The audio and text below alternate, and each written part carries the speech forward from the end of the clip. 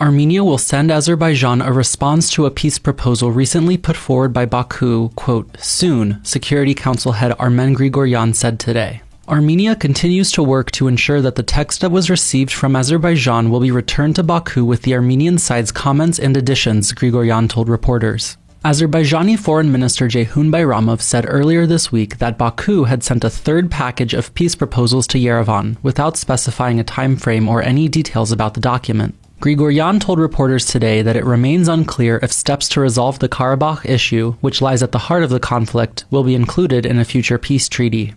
This may be stipulated in a peace treaty, or it may be stipulated in another international mechanism, he said, without elaborating. Grigoryan also poured cold water on the Armenian government's stated goal of reaching a peace agreement with Azerbaijan by the end of the year, telling reporters, quote, it is difficult to say that this will be possible to do by the year's end. Echoing Grigoryan's assessment, Armenian Foreign Minister Aram Mirzoyan said yesterday he is, quote, not sure the two countries can come to an agreement in the next 3 weeks. Unfortunately, the sides' positions on many issues are still far from each other, Mirzoyan told lawmakers at a parliamentary Q&A session, pledging to continue negotiations into next year if necessary. In addition, Mirzoyan responded to swirling speculation that either the Armenian and Azerbaijani leaders or their foreign ministers may hold another round of talks before the new year, saying there are currently no plans for any additional summits.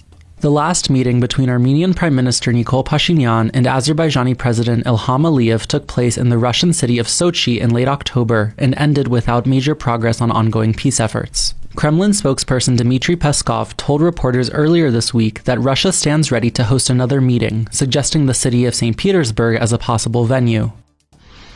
Pashinyan also spoke at yesterday's parliamentary Q&A session, insisting that receiving a, quote, clear political assessment from the CSTO, a Russian-led military alliance, remains Armenia's priority. This is a fundamental issue, he told lawmakers. A major CSTO summit ended in Yerevan last month without an agreement on providing defense aid to Armenia, after Pashinyan refused to sign a declaration to that effect.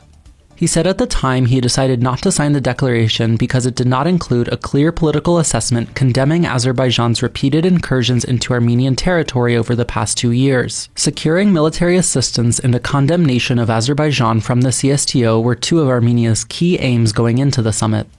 Accepting military aid from the CSTO without a political assessment means accepting the status quo of Azerbaijan's occupation of swaths of Armenia's territory, Pashinyan insisted yesterday. Meanwhile, in an interview with the France 24 television channel, Karabakh President Arayik Harutyunyan called for, quote, international guarantees to ensure the security of the region's Armenian residents. Harutyunyan reiterated that, quote, the rights to self-determination and independence of Artsakh citizens are not subject to negotiations, and, quote, Artsakh has no future as part of Azerbaijan. At the same time, he signaled Stepanakert openness to holding talks with Baku, noting his administration is in contact with Azerbaijan regarding social and humanitarian issues, but not regarding Karabakh's status or future. Azerbaijan refuses any negotiations with us, he added.